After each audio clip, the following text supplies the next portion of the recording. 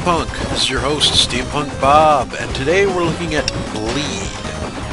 The title of this game confuses me somewhat.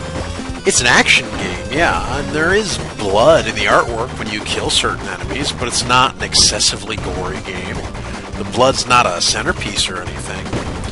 Bleed isn't the name of a character or organization or weapon within the game. You're not a vampire or anything. There's no central mechanic about getting enemy blood to power up or whatever. The rest of the game, however, I do not find confusing. The story's nice and simple. The old heroes are either hiding or being non-heroic. Our player character, Wern, wants to be enshrined in the Hall of Heroes. So, obviously, the best solution is to systematically kill all the old heroes. That's it, basically. Wern wants to be the best hero of all time, and you're going to help her get there. After the completion of every level, you get points based on your performance, which you can then use in a store to buy new weapons and upgrades. This game reminds me a lot of Beautiful Joe, which is a good thing. It's all about being stylish, and you even have slow motion you can activate at will to get out of sticky situations. In fact, this leads to a place where the game is actually better than Beautiful Joe. There's no time the slow motion is required. In Beautiful Joe, if an enemy had a gun and they fired it at you in normal speed, you'd just get shot. You had to be in slow-mo to actually have the ability to dodge it. In Bleed, anything can be dodged without slow-mo, if you're good enough. Really, that's why I like Bleed so much. If you're good enough. This is a game that rewards mastery and skill.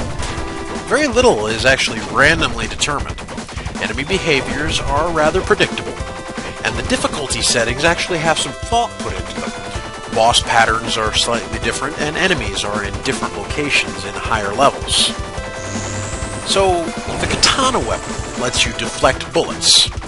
This is awesome, and fits in with the highly stylized feel of the combat.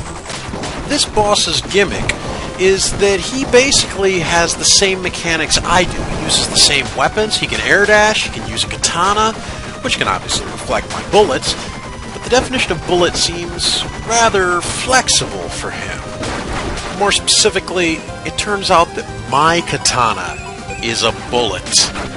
No, seriously, here it is in super duper slow-mo. My katana. Okay, fine, he's doing a fancy spin, pirouette, counter. What's the excuse for where I draw the line? My flamethrower. Yeah, here it is too, in slow motion. My flamethrower is a bullet you can deflect with a sword. So, one detail that kind of bugged me. When you first play the game, Wern gives you the buttons as you move through the first level. There's fine, but then you get here. Double jump 3 in a row. Wern, do you know what the word double means? Minor thing to pick on. I just wish they'd said air dash instead. Despite tutorial quibbles and flamethrower katana questions, I'm quite impressed by Bleed. The main story mode does only last a few hours, but the price is quite low, and this is the type of game that's all about mastery by repetition. Final thoughts?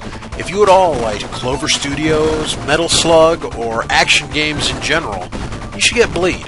It's well worth the purchase price.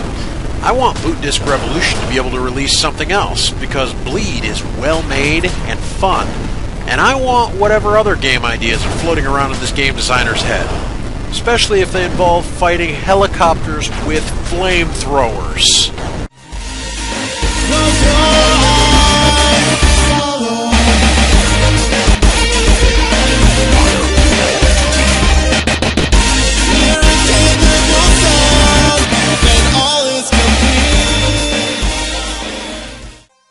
Wait, I know how I can help. I'll give you some super heroic music.